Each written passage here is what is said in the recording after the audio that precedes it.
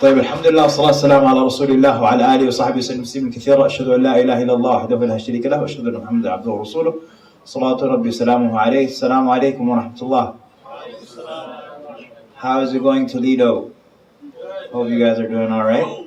It's cold? It's not that cold. I was worried that it would be cold when I was landing at the airport in Detroit. I looked down and it was all white, and I'm coming from Texas, so I was like, oh no.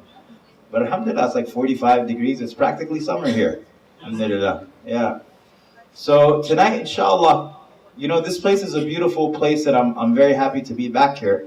I was actually here for the grand opening of this beautiful community center here at Medina. This was 2013, and time flies very, very fast. And here we are, a couple of years later.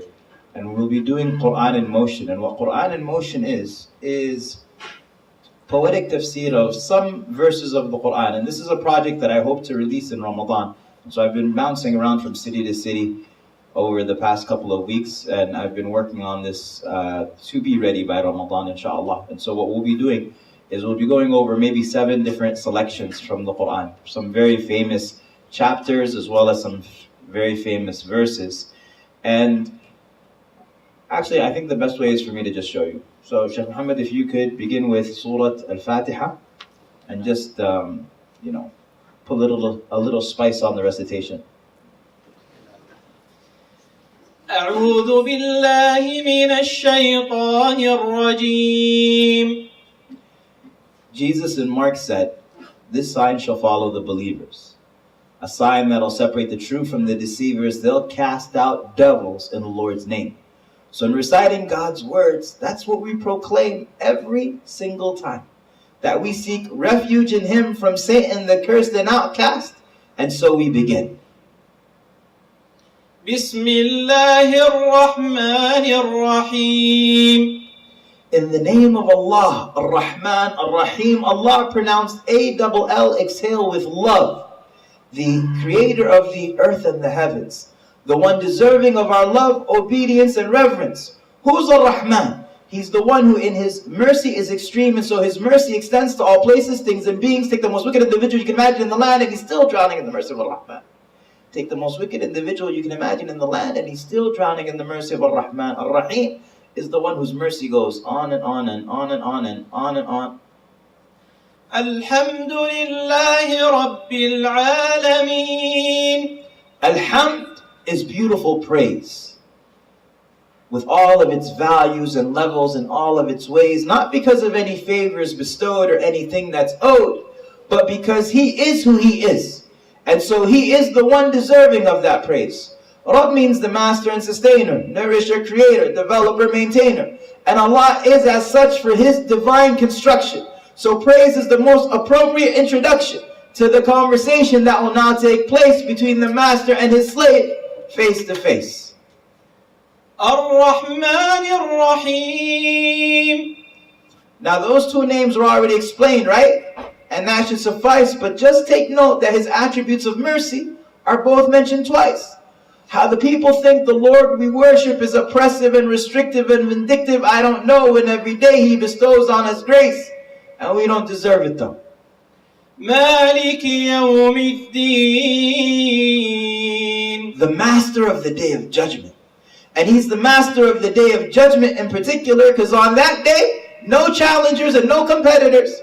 None shall speak, not even the whisper. The terrors of that day will be enough of an inhibitor, for that is the day where the kings fall silent and the powerful are humbled, and every violent tyrant will be exposed to be but of flesh and bones, and along with all pretenders be humbled to watch the throne.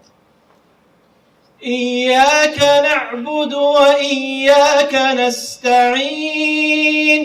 You alone do we worship, you alone we seek for aid. And worship is everything that Allah allows for His slaves. Not just the ritual, like fasting and charity and prayer, but the habitual, your daily routine down to the very care that you show to your loved ones. Or perfecting your work at your job. If your heart is watching Him, can all be part of your worship of God. But the only one deserving of perfect adoration, love, fear, submission is the Almighty above. And when no one is there, He'll be there for you. Call upon Him, He'll take care of you. اهدنا اهدنا الصراط المستقيم. Guide us the straight path, meaning guide us to it, and guide us while we're on it, so we never lose it. The straight path is one, crooked paths are many. Light is one, and darkness plenty. Righteousness is to recognize that this is your most oft-repeated request. For the scholar and his page, the ignorant and the sage, and everyone in between is constantly in need of guidance to their dying breath. Righteousness is to recognize that this is your most oft-repeated request. For the scholar and his page, the ignorant and the sage, and everyone in between is constantly in need of guidance to their dying breath. They know the dangers of self-delusion, so they fear it. So self-righteousness is to think yourself guided from years ago. صراط الذين أنعمت عليهم. The path of those you blessed from before, the prophets and the righteous and more, the truthful and those who bore witness to the truth by giving their lives in an instant. غير المغضوب عليهم ولا الضالين. Not the path of those who earned your anger, or those who went astray, earned your anger by knowing the truth and rejecting it, or going astray by never knowing it at all, never detecting it. What you've just heard recited are the most oft-repeated words in human history. No passage, no hymn, no prayer is spoken more frequently on more lips, nor memorized in more hearts than this. 17 times a day, every time that we pray, this is what we say. This is what we say. Al-Fatiha. بسم الله الرحمن الرحيم. الحمد لله رب العالمين الرحمن الرحيم مالك يوم الدين. إياك نعبد وإياك نستعين. اهدنا الصراط المستقيم صراط الذين أنعمت عليهم غير المغضوب عليهم ولا الضالين. آمين. Takbir. Allahu Akbar. You guys look so sad. Are you guys okay? Alhamdulillah. No, Jazakallah khair. You've been smiling at me this whole time. Jazakallah khair. Everybody else is like, I owe them money, and they came to collect the money at the end of this program. You guys alright? Yeah, right? Alhamdulillah. So, smiles are not free. Oh, smiles are free actually, so feel free. Let me teach you guys how to respond to poetry, because you guys staring harshly is not how you respond, okay? So let's do this. Yes, we'll do the finger snap.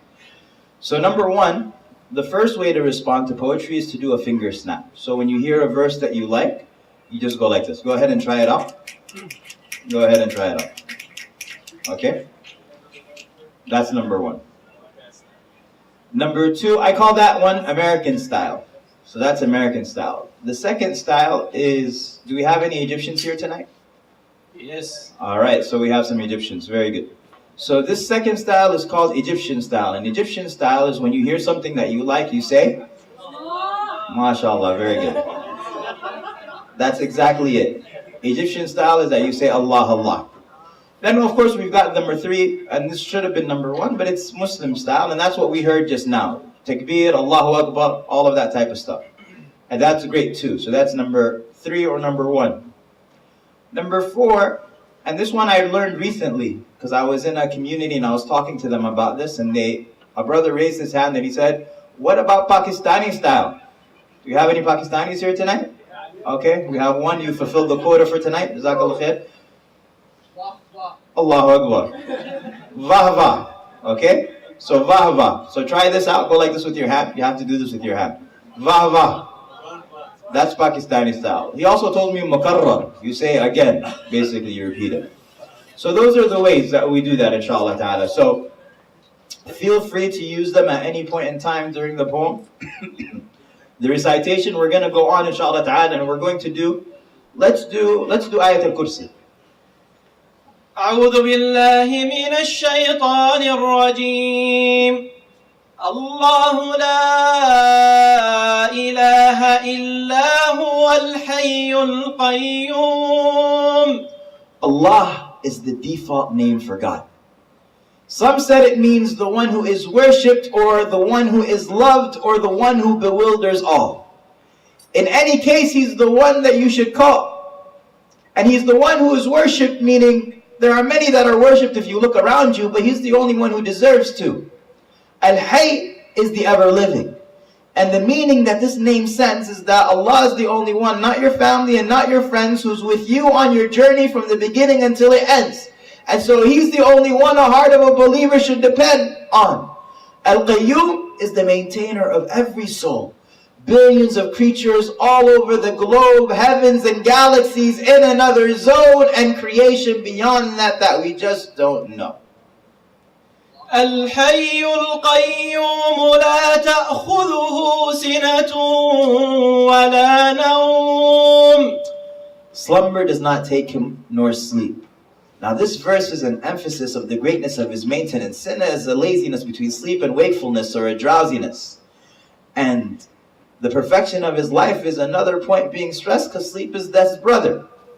له ما في السماوات وما في الأرض. Now this verse reframes everything we think we own. Our wealth, health, family, every possession we've ever known, it all belongs to Allah, and so it returns to Him in fact. And so whenever there's something that you want, He's the one that you should ask. من ذا الذي يشفع عنده إلا بإذنه. And who can dare to intercede or even dare to speak in front of God without permission on the day of great submission, when phony peers will have hearts filled with fear and eyes of humbled vision? يعلم ما بين أيديهم وما خلفهم. He knows everything that has occurred and what tomorrow's sun will bring. And everything that didn't happen, if it did, the outcome of everything. Billions of daily choices affecting our collective destiny. ولا يحيطون بشيء من علمه إلا بما شاء. He knows everything that has occurred and what tomorrow's sun will bring. And everything that didn't happen, if it did, the outcome of everything. Billions of daily choices affecting our collective destiny, and all we know is what He taught us, just a drop taken from a sea. وسع كرسيه السماوات والأرض. Al-Kursi was said to mean His knowledge. Others said it's where His feet are placed. In any case, it encompasses everything we know of space. And how mighty is our God when all of this is under His power, and He maintains it every second, every minute, and every hour. ولا يؤوده حفظهما. And He maintains it every second, every minute, and every hour. And how mighty is our God when all of this is under His power, and He maintains it every second, every minute, and every hour. And this causes Him no fatigue, no rest, no breaks, no sleep. He doesn't need any assistance and maintains it all perfectly. وهو العلي العظيم. And this verse concludes on a beautiful basis. No matter how high anybody gets, Allah is still higher. And no matter how great, Allah is still the greatest. Allahu Akbar. So there's a point in this verse. You guys are getting better. You're still cold, but you're warming up. I know. So there's a part in this verse that I want to just reflect on. And that is where Allah subhanahu wa ta'ala, He says, يعلم ما بين أيديهم وما خلفهم ولا يحيطون بشيء من علمه. Now, يعلم ما بين أيديهم وما خلفهم, Allah knows, the verse says, Allah knows everything that has occurred and what tomorrow's sun will bring. And everything that didn't happen, if it did, the outcome of everything. You know, the scholars, they say something really profound about Allah subhanahu wa ta'ala. They say, because we understand Allah knows the past, and we understand Allah knows the future. But not only that, Allah knows every alternative outcome that could ever have happened. And that is mind-boggling. They say, يَعْلَمُ مَا كَانَ وَمَا يَكُونُ وَمَا لَمْ يَكُنْ لَوْ كَانَ كَيْفَ يَكُونُ. Allah knows everything that has happened and everything that will happen and everything that didn't happen, if it happened, how it would happen. Like, what if you didn't use the word that you used? What if you didn't take the route that you took today? What if you didn't pick the drink that you drank? What if you didn't eat the food that you ate? What if you didn't choose the major that you chose? What if your parents never met each other? What if you weren't born the gender that you are? What if you weren't born the year that you were born? You were born 100 years before, 100 years later. What if like the billions and billions of choices that we make every single day, and we're affected by every single day, if any of those options was changed, and then if you multiply that by the time of, since the time of Adam until today, like how many alternative existences could we have had? Allah subhanahu wa ta'ala knows how all of that would have played out. One of our, a sheikh of mine one time, he had met a pastor, and he had asked him, and he said, what stuck out to you? Because he had read the Quran from cover to cover, this pastor. And he asked him, and he said, what stood out to you the most about the Quran? What did you... And he said, the thing that stood out to me the most was how much God knows. Allah just knows so much. Wallahu ya'lamu wa antum la ta'lamun. It just comes throughout the Quran. And so I remember, I teach a course with Al-Maghrib Institute. I teach a seminar called His Majesty, the Names of Allah. And so while I was coming across the name Al-Alim and I was studying that name, I found that Al-Alim is actually the name that's mentioned the most in the Quran. After the name Allah subhanahu wa ta'ala. There's no name that comes more than Al-Alim. Allah subhanahu wa ta'ala's knowledge is something that's so profound and so great. And so, that's what I had wanted to share with regards to Ayat al-Kursi. And Ayat al-Kursi, as we all know, is the greatest verse in the Quran. It is the verse that if a person recites it after every salah, the only thing that will stop them from entering paradise is death. They're just waiting to enter paradise, basically. And whoever recites it at night will be protected till the morning, and whoever recites it in the morning will be protected till the evening time. So, that being said, we're going to move on, and let's go to some of the famous chapters of Juz' Amma Shaykh. So let's go to, Ramadan is coming soon, so let's recite Laylatul Qadr, or Suratul Qadr. بسم الله الرحمن الرحيم أنزلناه في ليلة القدر. We have brought it down on the night of power. A curious intellect might ask, why does Allah say we? We have brought it down.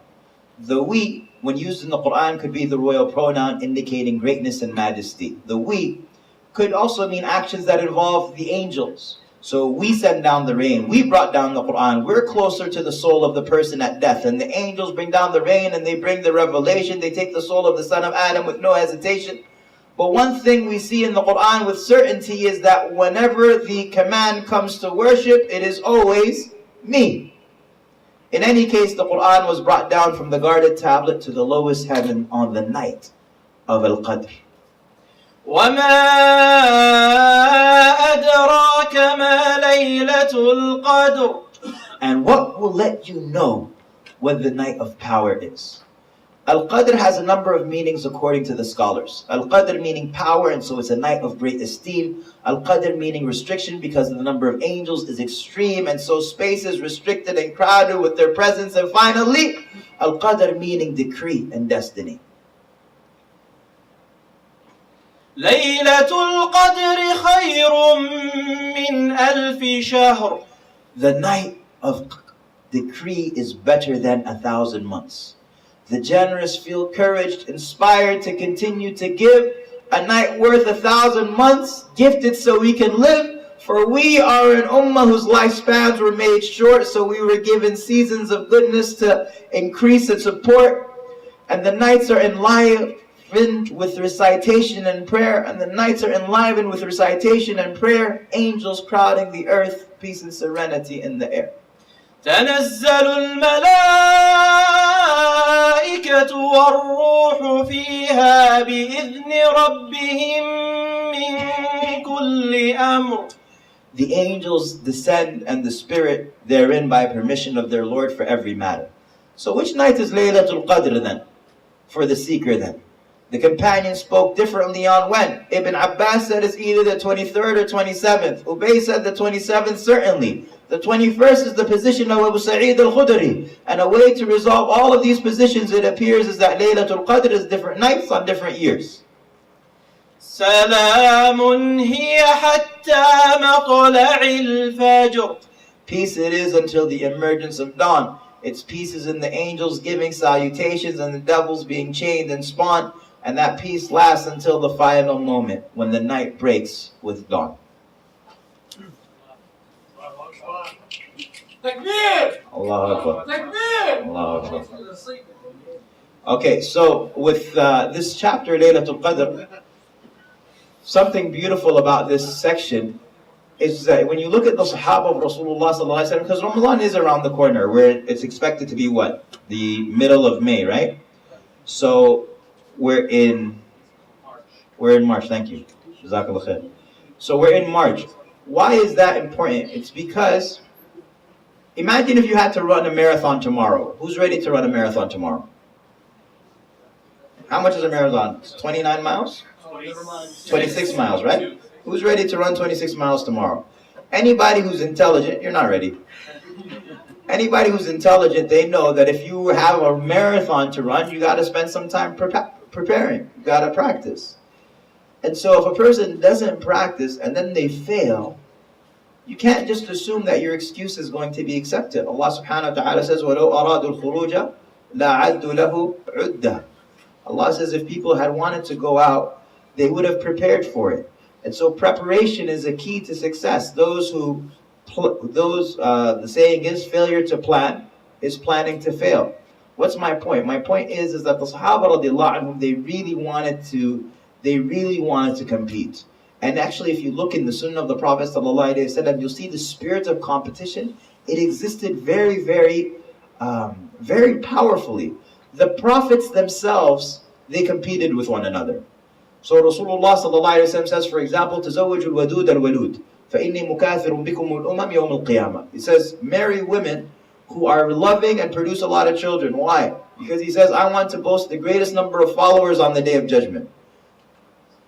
Musa alayhi salam, when the Prophet sallallahu alayhi wasallam ascends on Al-Isra wal-Mi'raj and he meets him, and then they separate from each other, Musa cries. And then when they asked him, why are you crying? He said, because of this ghulam who was sent after me, more of his followers will enter Jannah than my followers. What does that tell you? That tells you a spirit of competition that existed amongst them. We all know the famous Umar trying to compete with Abu Bakr radiallahu anhu. Always. They're trying to compete. Allah subhanahu wa ta'ala says, وَفِي ذَلِكَ فَلْيَتَنَافَسْ الْمُتَنَافِسُونَ. In that, let the competitors compete. We're not supposed to compete with regards to the dunya. Our goal is to compete with regards to the hereafter. Who's praying more than you? Who's fasting more than you? Who's giving more than you in charity? Who is worshipping Allah better than you? Who's being better to mankind than you are? Racing towards heaven. That's the idea. And so, something really amazing is that at least I have only come across once where the poor Sahaba have ever complained about the rich Sahaba. The poor Sahaba, there were some Sahaba who were very wealthy and there were some Sahaba that were not. And so the poor Sahaba complained about the rich Sahaba on one occasion.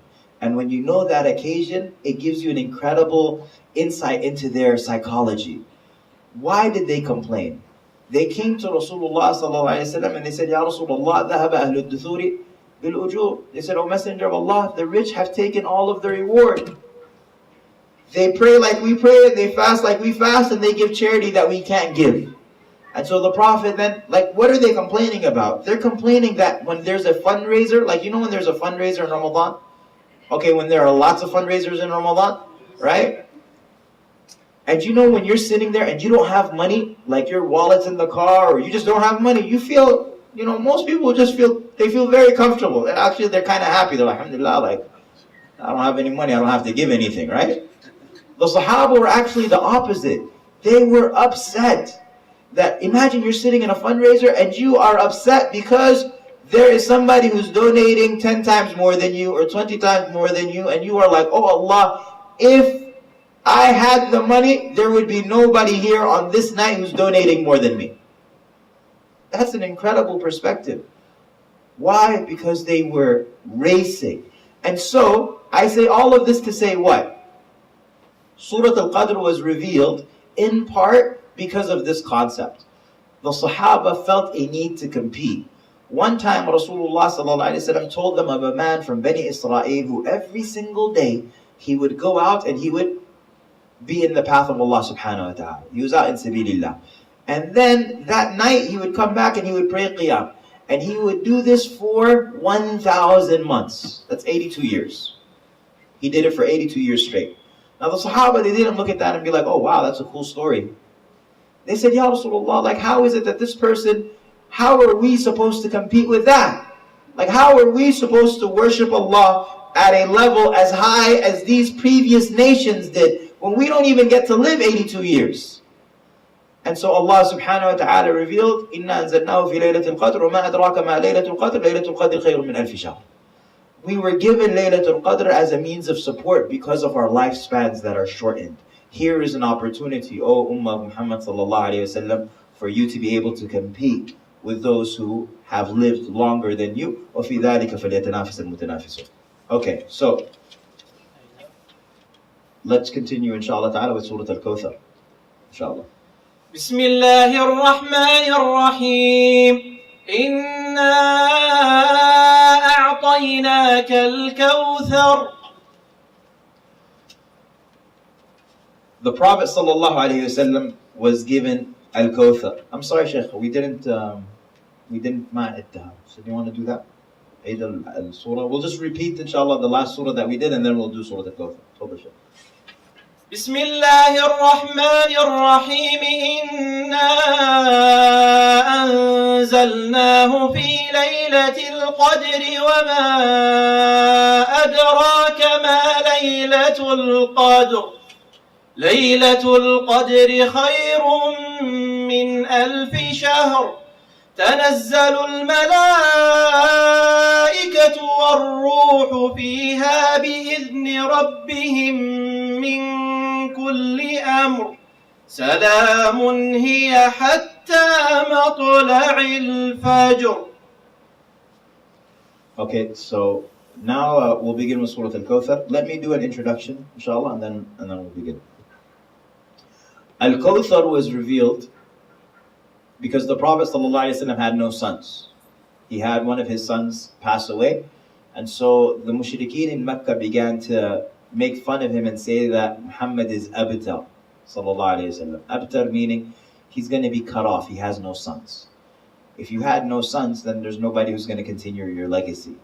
And so the Prophet sallallahu alayhi wasallam, at the end of the day, he's still a man from Quraysh. He's still socialized with many of these, he's still a human being, right? He still has these emotions. And so Allah subhanahu wa ta'ala revealed Surah Al-Kawthar, and Surah Al-Kawthar is exclusively for Rasulullah sallallahu alayhi wasallam. It's exclusively consoling him. And so let's look at Surah Al-Kawthar. He says, oh wait, one second. So let me do it. He was a prophet, but he was still a man, with a need for children and what they provide of joy and the continuation of your legacy. That's why we name our children after our parents, that they see their names will continue on through them. And so though he was a prophet, he wasn't immune, and in a society where death comes soon, your sons were your wealth, strengthening your fame, solidifying your name, continuing your fame. They mocked him because he was without. And though he was a prophet, he was human too. And so Allah revealed a chapter exclusively for him, letting him know all of the things that he was gifted, that his heart be put at ease and that his spirit be lifted. إِنَّا أَعْطَيْنَاكَ الْكَوْثَرَ. We have given you Al-Kawthar. Al-Kawthar is a pool that his nation will drink from on the day of judgment, and the one who drinks from it will never be thirsty again. And so people in paradise, when they drink, it will never be because of thirst, it will always be pure bliss. Now some said Al-Kawthar was Islam, some said Al-Kawthar was prophethood, some said Al-Kawthar is the Quran, and some have said that it can be understood that Al-Kawthar is simply great good. And great good was exactly what the Prophet was given. And great good was exactly what the Prophet was given, the raising of his remembrance, his sins that were forgiven, or the blessed night of power, mankind being his mission, the entire earth a place of prayer. Concise, expressive diction. فَصَلِّ لِرَبِّكَ وَانْحَرْ. So pray to your Lord and sacrifice. And when God gives you blessings, those blessings from everywhere, the heart should show gratitude and the body bow down in prayer. إِنَّ شَانِئَكَ هُوَ الْأَبْتَرُ. Verily the one who hates you will be cut off. Verily the one who hates you will be cut off. They laughed and mocked the Prophet. They said he had no sons, that his legacy would come undone, and that he would be cut off and that his legacy would come undone. But Allah made them a promise. Allah made them a promise that they who meet him with hate, they're the ones who will be undone. They're the ones who will meet that fate. So where's Al-As ibn Wa'il? Where's Abu Jahl? Where's Al-Walid? Their own sons who they had raised and were preparing to succeed, them turned around and then the Prophet believed. So they're the ones who were cut off. They're the misfortunate indeed. And everyone who follows in insulting the Prophet of every race, of any place, of any time, of any creed, will follow them into the abyss of history. That was a promise by God. That is a promise by God, decided and decreed. Allahu Akbar. إنا أعطيناك الكوثر فصل لربك وانحر إن شانئك هو الأبتر. Something beautiful is when you come across the different verses in the Quran that where Allah says this is going to happen. And then you find that it is going to happen or that it does happen. Why? Because that inspires in a person and increases their iman. So for example, when Allah subhanahu wa ta'ala says, Inna shani'ak, this was revealed in Mecca, right? Or Allah subhanahu wa ta'ala says, وَرَفَعْنَا لَكَ ذِكْرَكَ to the Prophet sallallahu alaihi wasallam. We've raised your remembrance. And here 1400 years later, we see that Rasulullah sallallahu alaihi wasallam's dhikr is raised so much. He is the most popular name in the world. That's a promise of Allah subhanahu wa ta'ala. Allah says, Inna shani'aka huwa al-abtar. I remember one time I had went to Medina after Umrah, and I was sitting in the courtyard of the Masjid of the Prophet sallallahu alaihi wasallam. And you're standing there and you're facing the green minaret. This is the dome where the Prophet sallallahu alaihi wasallam's pure body is buried, and next to him is Abu Bakr and Umar. And there were hundreds of people going in to that masjid to give greetings and salam to Rasulullah sallallahu alaihi wasallam. And you think of all of those people who stood against him, whether they were in Mecca or whether they were in Medina. They were the hypocrites of Medina. The hypocrites of Medina, they said in Surah Al-Munafiqun, لَإِنْ رَجَعْنَا إِلَى الْمَدِينَةِ لَيُخْرِجَنَّ الْعَزُّ مِنْهَا الْأَذَلِ. The honored of us, when we return back to Medina, we're going to expel the humiliated ones, talking about Rasulullah sallallahu alaihi wasallam and his companions. And yet Allah subhanahu wa ta'ala says, وَلِلَّهِ الْعِزَّةِ وَلِرَسُولِهِ وَلِلْمُؤْمِنِينَ. Allah says, no, all izzah belongs to Allah and His Messenger and the believers, but the hypocrites, they don't know. They don't know. And so you look back, and now we're 1400 years later, and we're sitting in the Masjid of the Prophet sallallahu alaihi wasallam. I'm thinking, like, who are these people? Who are these people who fought against the Prophet sallallahu alaihi wasallam? Who are these people who showed animosity towards him, cursed him, harmed him? And not only that, but recognizing that in every generation, you will have people who both follow the path of the hypocrites, they follow the path of the mushrikeen, and they will also follow their path in eventually being forgotten.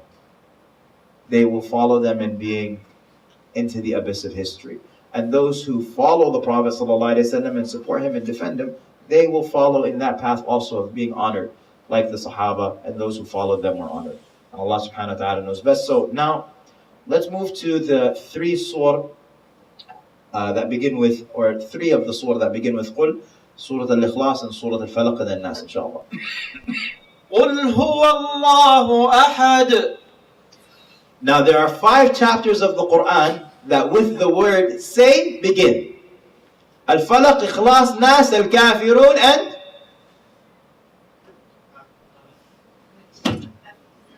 let's try that one more time.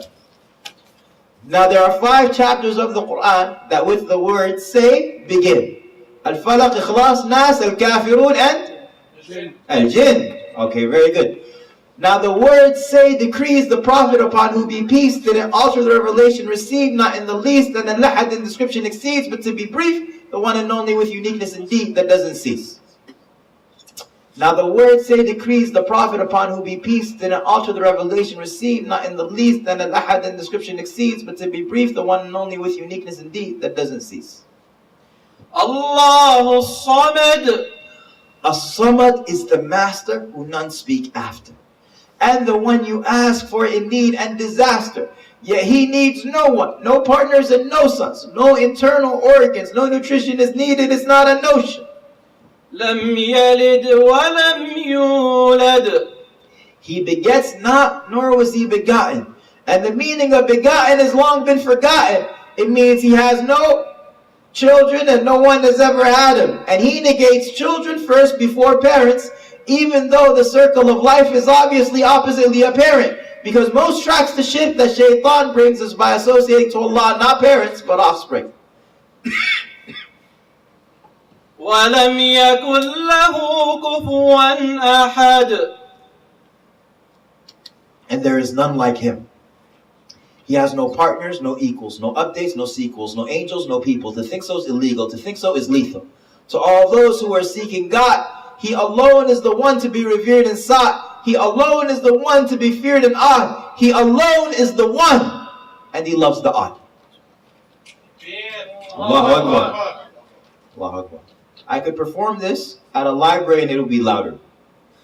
Let's try that one more time. Can I get a takbir? Takbir! Allahu Akbar.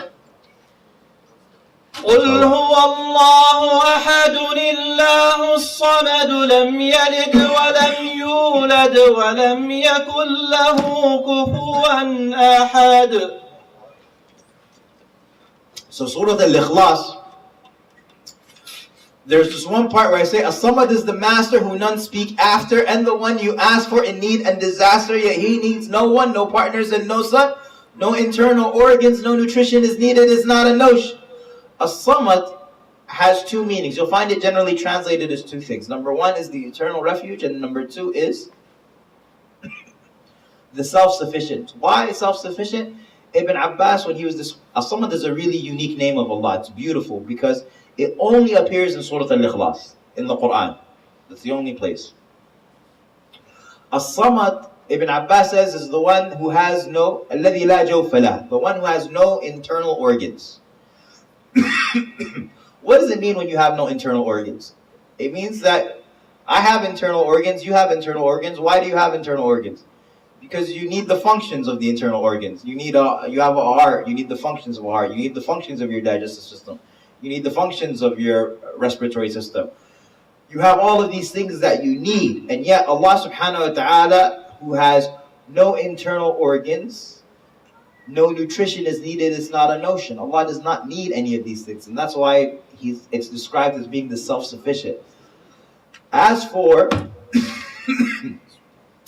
As-Samad, الَّذِي يَصْمَدُ إِلَيْهِ الْخَلَائِقُ فِي حَوَائِجِهِمْ, the one who everyone escalates their affairs to, the one who is the eternal refuge. And so As-Samad is the one who everybody asks, the one who, when they make a decision, nobody can speak anymore. The master who none speak after. And so these are some of the meanings of this beautiful name of Allah subhanahu wa ta'ala, As-Samad. And this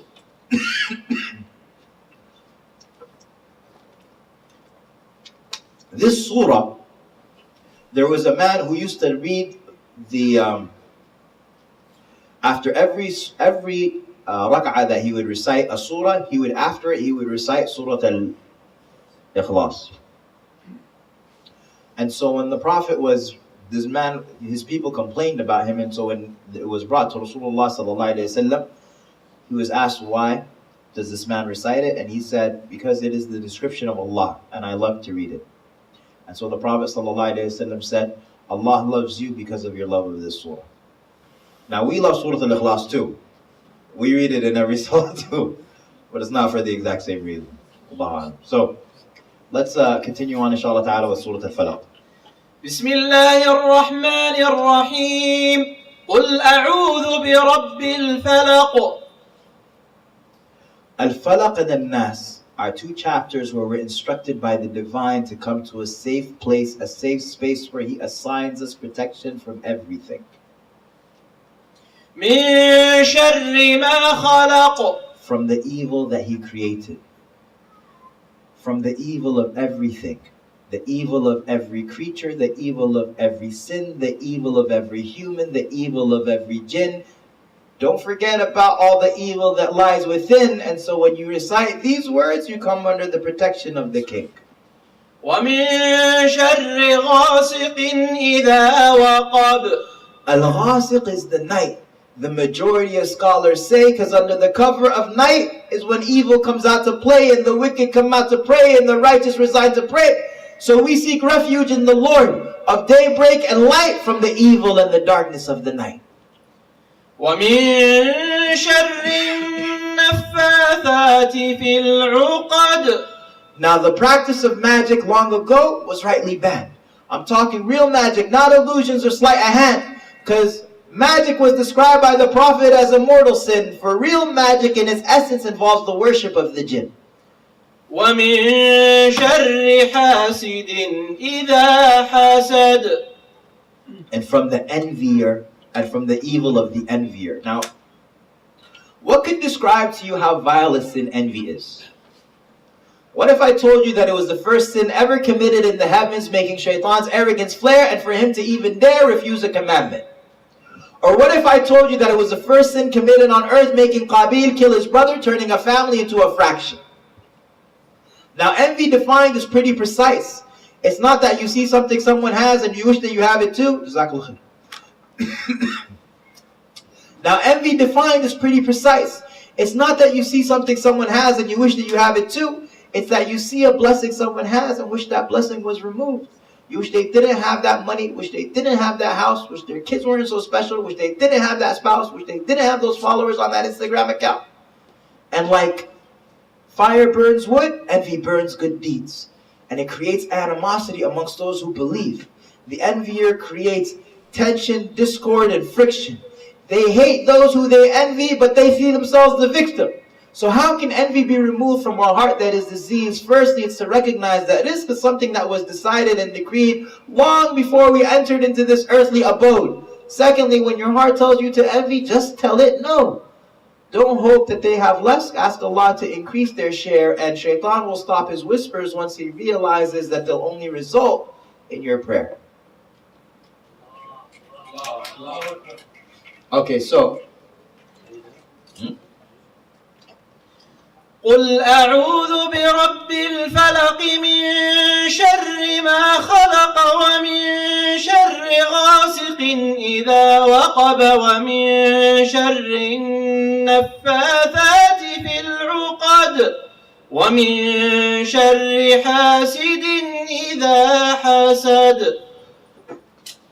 So Al-Falaq and Al-Nas are the two surahs where we're taught to say for protection. Hasad is a really vile sin for a person to have, and it's very dangerous. You cause a lot of harm for people. And when a person exhibits hasad, like I say in the poem, it's very precise. It's not that you see something someone has and you wish that you have it too. Hasad isn't like, oh my God, this person has such a great job, they're making so much money, I wish that I had a job like that. That's not hasad, that's not envy. Hasad is not like, oh, this person, mashallah, they have such a beautiful family, I wish that I have a family like that. That's not what hasad is. And hasad tamanni zawal al-ni'mah. Hasad is that you wish that that blessing is removed. You wish they didn't have that money, wish they didn't have that house, wish their kids weren't so special, wish they didn't have that spouse, wish they didn't have those followers on that Instagram account. You're not hoping that you have more, you are hoping that they have less. And that's what hasad is. And so a hasad, one of the things that makes hasad so problematic is that you are showing dissatisfaction with the decree of Allah. Because at the end of the day, the reason why that person has what they have is because Allah decreed that. That is a rizq that Allah subhanahu wa ta'ala gave them. And so the envier actually shows dissatisfaction with Allah's decree. They're putting themselves up against Allah's decree, which is obviously very wrong. Number two, how does a person remove hasad from their heart if they feel envy all the time? Number one is that they think and recognize that this is something that Allah is the one who decreed. That person didn't get it for any other reason other than Allah decreed it. Number two, or that's the first reason. Number two is that a person, every time that they feel that emotion of envy and hasad, that they make dua for that person to have more. And when a person is always making a dua for those, so they're shutting it down by making dua for them to have more, shaitan will stop those whispers eventually. That's the idea. And Allah subhanahu wa ta'ala knows best. So this is Surah Al-Falaq. and we'll recite our last surah that we'll go over inshallah with Quran in motion. Our last surah is Surah An-Nas. بسم الله الرحمن الرحيم قل أعوذ برب الناس. Say, I seek refuge in the Lord of mankind. The Lord is the one who cares for you, the one who prepares you and takes you from one stage to the next. ملك الناس. The King of mankind. إذا The King of mankind. His kingdom is different from all others, not limited to a time or place, a reign that doesn't end. إله الناس. The deity of mankind. A deity is anything that's worshipped, and if he's your Lord and King, then he's the one who's deserving of your heart and your being, your love, your fear, your hope, your worship, and your submission, and the humbling of your heart, your hearing, and your vision. من شر الوسواس الخناس. From the evil of the whispering retreater. Now keep in mind that when it comes to the chapter that was before it, we seek refuge in one attribute of God from four of His creation. We seek refuge in the Lord of daybreak and light from the evil of His creation, of the night, of magic, and of envy. But here we seek refuge in three attributes of God from the evil of one. The whisperer, the accursed, shaitan, the very worst enemy of mankind. In the Quran we're warned so many times to take him as an enemy, and to take him as an enemy means to be prepared for war, and to know the outcome of each battle waged, and to be keeping score, and to be occupied daily with the task at hand, knowing that he won't rest until you're destroyed to the last man. Al-Khannas is the one who retreats, because he whispers in your heart and stays at that post, but if you remember the name of God, he's Ghost. الذي يوسوس في صدور الناس. The one who whispers in the hearts of mankind. Satan flows in our veins like the flowing of blood, constantly whispering and inciting, inviting and encouraging and inciting. Because Shaitan's whispers for the believer are a metric that they can use, because he only whispers to your heart things that you might approve. I mean, he wouldn't whisper murder to someone who would never harm a mouse. And he won't whisper drugs to someone if that's not what they're about. He only whispers to you things that are in your realm of action, where he may gain some traction and get a positive reaction. And so, if he's whispering in your mind major things, then you should be having alarms of danger ring. من الجنة والناس. From the jinn and mankind. Some devils are from the jinn and some are from the human race. Maybe from your own country and from the same place, might speak with you with your own tongue like you're staring at your own face. Just remember that, lest you fall for their dark embrace.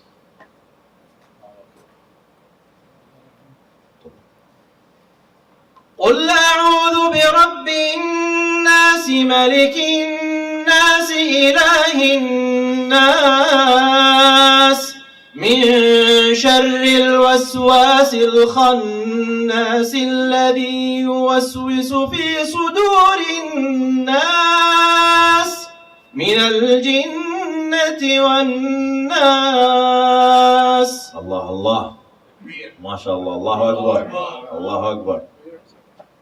Okay, so this is some of the pieces that I wanted to share from the Quran in motion portion.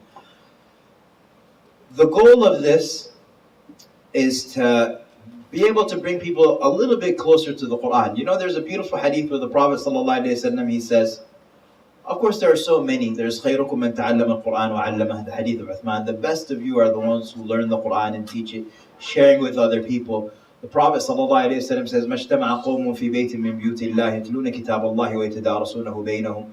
That there's never a group of people gather in any of the houses of Allah doing two things: learning the Quran and reciting the Quran. And then when you do that, there's four things that immediately happen. Number one, the angels surround them with their wings.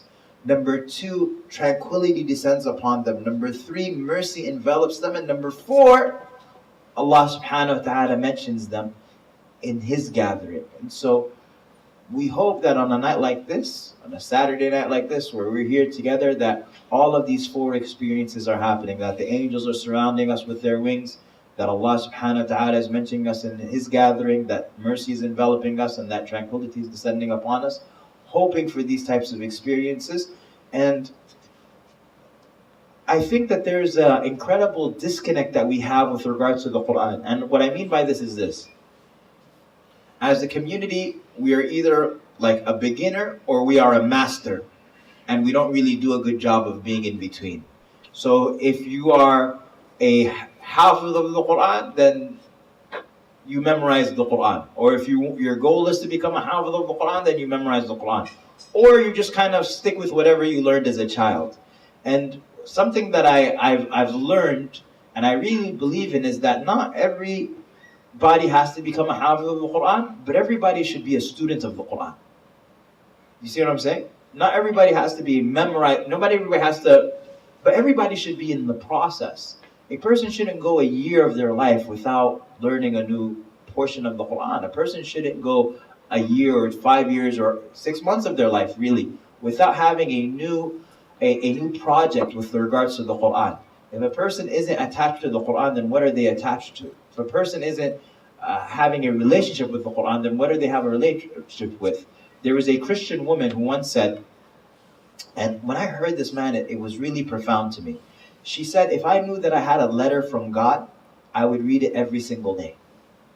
She said, if I knew that I had a letter from God, I would read it every single day. And we don't believe that we just have one letter from God. We believe that we have 114 letters from Allah subhanahu wa ta'ala. Right? And so the challenge then is, what's our relationship with that? And as the saying goes, whoever wants to hear from Allah subhanahu wa ta'ala, then let them read the Quran. And whoever wants to talk to Allah subhanahu wa ta'ala, then let them pray and let them make dua. And in fact, I get this question a lot. And that question is this: how do I increase my focus in my prayer? How is it that I make my prayer very, very, khushu'? How do I increase my in my salah, it's very robotic. How do I increase it? And if there's one thing that I can tell people, it's this. I'll give you guys this example. When you are driving home, it's a route that you know very, very well. You're driving home from the masjid or you're driving home from work. And you're talking on the phone. And then there's a detour on the road. And so you actually have to get off at an exit that you never get off at. And then you realize 1, 2 turns, you're in a neighborhood that you've never been in before. What do you say to the person who's on the phone? What do you say to them? Why am I going to call you back? I don't have time for you right now. Why don't you have time for me right now? You gotta focus on what you're doing. Exactly that. You say to them, I'm going to call you back. I don't have the time right now. I need to focus on what I'm doing because I'm in a place where I'm not familiar, right? When things are familiar, I don't need to focus. And some of us, our salah has become so familiar that I don't need to focus anymore. And so how do you create that focus? By going into unfamiliar territory. Learning a new surah. No, it doesn't have to be learning a new surah. We all have surah that are just not in our regular rotation. I just need to dust it off and I need to put it in my rotation. Not only that, but different things that I say in my sujood. But my point here is that if a person is a student of the Quran, then that is something that not just affects obviously their relationship with the Quran, but their relationship in salah and every other aspect of their life. Okay? And so, to conclude, I want to actually do 2 things. Excuse me. I wanted to share with you guys, this right here is a book that I've brought with me. And this is a book of my own collective poetry. I've written my own, this is not Quran in motion. I'm actually working on that and I hope that it'll be ready for Ramadan, inshallah. But this is different poems that I've written over the past 7-8 years. And it's divided into 3 categories. The first category is poems from the heart, just random reflections. The second category is, in Islamic sciences we have something that's called a nazm. And that's usually when you take an Islamic science and you condense it into poetry. And so in any Islamic science, you will be able to memorize poems, and that's how people kind of study that science. So the poems serve as a mnemonic for you to be able to remember the information. And so this is some poems that I've written in English. So for example, are you guys familiar with the 40 hadith of Imam al-Nawawi? So for example, I've taken the 40 hadith and I've turned it into 42 lines of poetry. So the first hadith of Imam al-Nawawi's collection is what? Who knows? Very good. And then, number 2 is what? Hadith of Jibreel, right? What is Iman, Ihsan, Islam? The third hadith is the famous hadith of Abdullah ibn Umar, Buniya al-Islamu ala khamsin, right? 5. So anyway, I'll give you like the first 10 verses. These are the first 10 hadith of Imam al-Nawawi's collection. Ready?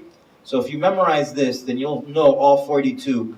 At least you'll know which ones they are. So it goes, know that all actions are by intentions, and the deen was taught through angelic intervention. Islam is built on 5 pillars of might, and the angels while in our mother's wombs did right. The deen rejects all types of innovation, and the heart is the limb's temptation or salvation. This religion is based all on advice sincere, and the sanctity of a believer's blood is severe. We don't ask about that which is obscure, and Allah only accepts that which is pure. So that's the 40 hadith. And then the last section of this is Imam al-Shafi'i, of course, is obviously the great Imam, but he was also a poet. He wrote poetry, and he has a wonderful Diwan. And so I took some of my favorite poems from his Diwan and I translated it. I have a big problem with translated poetry because they never make it rhyme. And so what I did was I translated the poems, and I did my best to make it flow as poetry in English. And so I'll share with you a quick poem of Imam al-Shafi'i. He loved travel very much. And so he says, for example, ما في المقام لذي عقل وذي أدب من راحة فدع الأوطان واغتربي سافر تجد عوضا عمن تفارقه وانصب إن لذيذ العيش في النصب إني رأيت وقوف الماء يفسده إن ساح طاب وإن لم يجري لم يطب والأسد لولا فراق الأرض ما افترست والسهم لولا فراق القوس لم تصب والشمس لو وقفت في الفلك دائمة لمن لها الناس من عجم ومن عرب والتبر كالترب ملقا في أماكنه وفي أرضه العود نوع من الحطب فإن تغرب هذا عز مطلبه وإن تغرب ذاك عز كالذهب. So I say, there's no rest in residence for a person of knowledge, so travel and leave where you're residing. Travel, you'll replace what you've left behind and strive. The beauty of life is in striving. I've seen that water become stagnant if it doesn't flow. I've seen that water become stagnant if it doesn't flow. It becomes pure if it runs, but not if it doesn't flow. And a lion, if it doesn't leave its den, can't hunt, and an arrow won't strike without leaving its bow. And if the sun stood still in its heavenly course, then both the Arabs and non-Arabs it would bore. And gold dust is like dust where it's commonly found, and in its land, oud is just another wooden store. But if one travels, they become sought out. If one travels, they're honored like gold. Okay? Allah Akbar. So that's that. And then the last thing I'll do, inshallah, is I'll share with you guys 2 poems from the heart, inshallah, and then I'll let everybody go. This one, we did the last time that I was here for lyrical art, but I want to do it again because I'm seeing new faces. And so, feel free, inshallah ta'ala, to just shout out where you are from. What countries? We have Palestine here. Who here is from Palestine? Very good. What else we got? Jordan. Who here is from Jordan? Okay. What else we got? Are you also from Saudi Arabia? Huh? He goes Jordan. I'm like, what else? He's like, Saudi Arabia. I was like, are you also from Saudi Arabia? Lebanon? No. You have to shout out from where you're from, everybody. I don't need you telling me where your friends are from. Huh? Trinidad. Who here's from Trinidad? MashaAllah. Okay.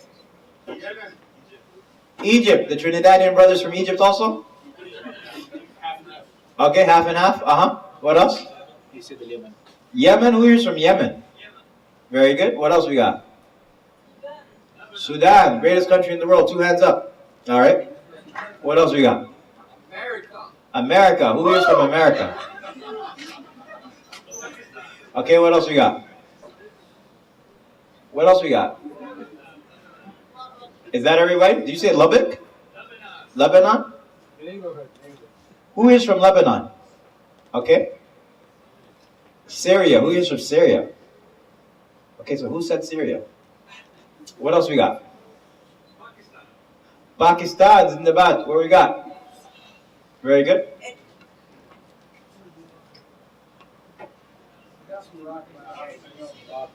Hey, if they don't raise their hand, then we don't have them. Oh, man. Huh? No, there's no North Koreans here. Chinese? Who's Chinese here? Are you really? Okay. Yeah, we did Sudan. Nigeria? Algeria. Who's from Algeria? Okay, very good. This is going to be easy because it's only like 7 countries. It goes, Sudan is my hometown. Jerusalem is my heart. Flash an Algerian smile. I've been Egyptian from the start. My kindness comes from Pakistan. My style is Chinese. Yemen, Somalia. Join 2 continents at my knees. A Mauritanian mind, Libyan legs, Arabian disposition. Moroccan passion, Lebanese fashion, Indonesian precision. Wherever Allah is worshipped are my people, I conclude American esteem. How about we do English esteem, Jordanian cuisine, American attitude. I have history in Spanish soils and Malian sand, a future shining from Khorasan. My present is where I stand, my eyes peer from Kashmir towards a Algerian rising sun. My body's indivisible.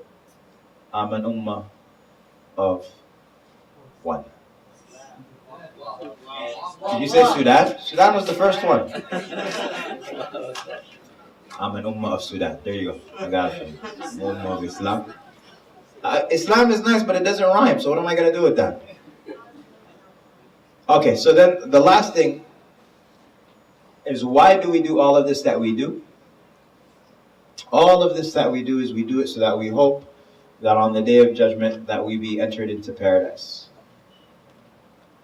And so whoever enters into paradise, and those are the ones who are, it's important that a person constantly remembers the hereafter. Why are we doing all of this that we do? And so I want to end this with a poem, and I need you to close your eyes. And this is a description of Jannah. This is a description of paradise. It says, close your eyes and imagine this. Eternal bliss. Your every wish at your fingertips. And more. Perched on a throne near a stream so serene and exquisite a scene you've never seen yet. You still dream of more. Gone is pain. Gone is fear. Gone is grief. Gone are tears. Idle speech you shall never hear, and the prophets make up your social sphere. And more. The martyrs righteous and the truthful too. You are from them and they from you. They held tightly to what they knew was true. And to join them you did too. There's more. Maidens chased to restrain their gaze, lost in a glance for days and days. Fun and frolic as a child plays, where the breath that leaves your lips is praise of the one who gave you more. Imagine you and your father with ages the same. Imagine showing off your book with no shame. Imagine nights with the companions, their stories to entertain. Now imagine Mohammed sallallahu alaihi wasallam knowing your name. Imagine him knowing your name. What could be there more? Gardens underneath which rivers flow. A goal so far, yet so close. A journey worth taking for those who know. Tell me, do you not wish to go for more? For all of the bounties, all of the grace, all of the sights and the smells and the taste will be forgotten without a trace, as if frozen in time and space when you see his face. What an excellent master of a miserable slave. You forgot, he forgave. He gave you guidance and you still strayed. You asked for mercy. That he gave. And more. And more. And more. Jazakumullah khair, everybody. It's been an absolute pleasure. I'd like to thank Sheikh Mohammed for his wonderful recitation, as well as the Medina Community Center here. And I ask Allah subhanahu wa ta'ala that He blesses your center and blesses your community and makes you all guided and guiding of others, and resurrects us with the prophets and the martyrs and the righteous and the truthful. وَحَسُنَ أُولَٰئِكَ رَفِيقًا. جَزَاكُمُ اللَّهُ خَيْرًا. صلى الله عليه وسلم محمد وعلى آله وصحبه وسلم.